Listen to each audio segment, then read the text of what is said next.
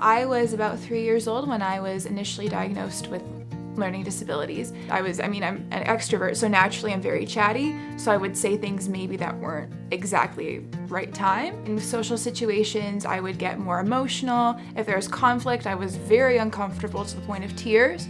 So over a 3-year process, my parents found out that I was diagnosed with ADHD and Asperger's. And then as I kind of grew older and, grew as a person and, tried different learning styles and experiences, we found that maybe Asperger's was not the right diagnosis. So when I was 18 years old, I was reevaluated and it came to that I still had ADHD, but instead of Asperger's, I have a nonverbal learning disability.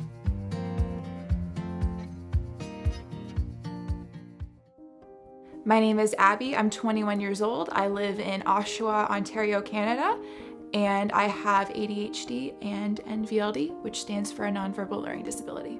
Nonverbal communication is difficult, timing things, and even sometimes recognizing space is difficult. I used to have a tough time reading body language, and I still do sometimes, but not as bad.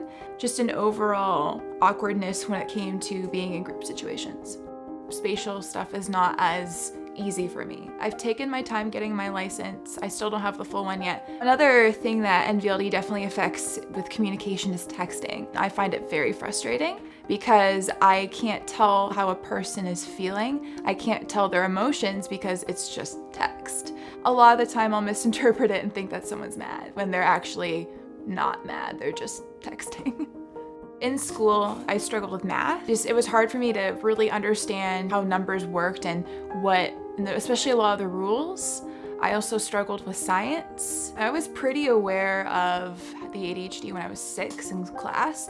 The fact that I would try to focus in on what my teacher was saying, but then my brain would go somewhere else. And I would just go on, and I would miss almost the entire lesson. When Abby was struggling in school, both elementary school and high school, it was pretty excruciating on a couple of different levels. Seeing her suffer with frustration. She was taking piano and voice lessons, and she would talk through practicing instead of actually practicing, and I just knew that she was developing a complex, I guess, for lack of a better word, and feeling limited, feeling like she couldn't do things if she couldn't do things perfectly. So it literally felt like nailing gel to a wall. It was almost impossible. So I have a couple nephews that have been diagnosed with Asperger's, and when Abby was diagnosed with it, I noticed a distinct difference between them. And so I didn't really believe the diagnosis at first. I was 18 when I got reevaluated. I went into the psychologist's office and he said, "You don't have Asperger's," which I was kind of expecting. And then he said, "But you do have a nonverbal learning disability." My first reaction was, what the heck is that? It was difficult to see her struggle through the re-diagnosis. One thing I remember her saying is that I've carried this label with me almost my entire life. I don't know if she had certain expectations of herself because of the Asperger's diagnosis or what, but the adjustment was painful for her. I thought I had Asperger's for 13 years. The whole idea of having your identity wrapped into having learning disabilities is sometimes it almost stops you from doing things. I can't do this thing because I have ADHD, or I can't be in this social situation because I'm not gonna read it right. It's normal, but that shouldn't let you wrap your identity in your fears. It freed her up. She allowed herself to be encouraged to find level ground. I started to understand myself more. I started to understand, okay, so that's why I do things. That's why when I was little, I was incredibly socially awkward. That's why I was insecure when I was a teenager. One thing I love about creative communication is it's not boxed in. It's more the box is open and there's colors and shapes coming flying out of it.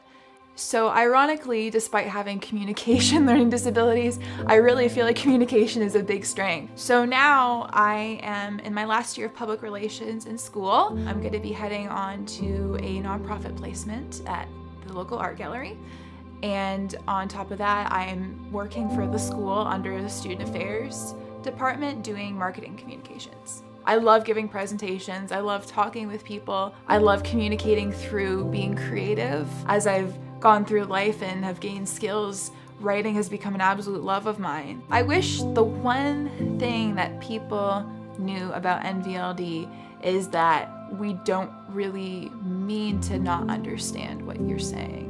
We don't mean to misread communication. We don't mean to, stand really close to you. It's how we were made and how we're wired. She knows who she is. She knows what she likes. She's forging her own path in life where she's learning to figure out what it is she's going to do, where she's going to go, and what she likes to do. And it's really cool to be sitting on the front lines and watching her grow.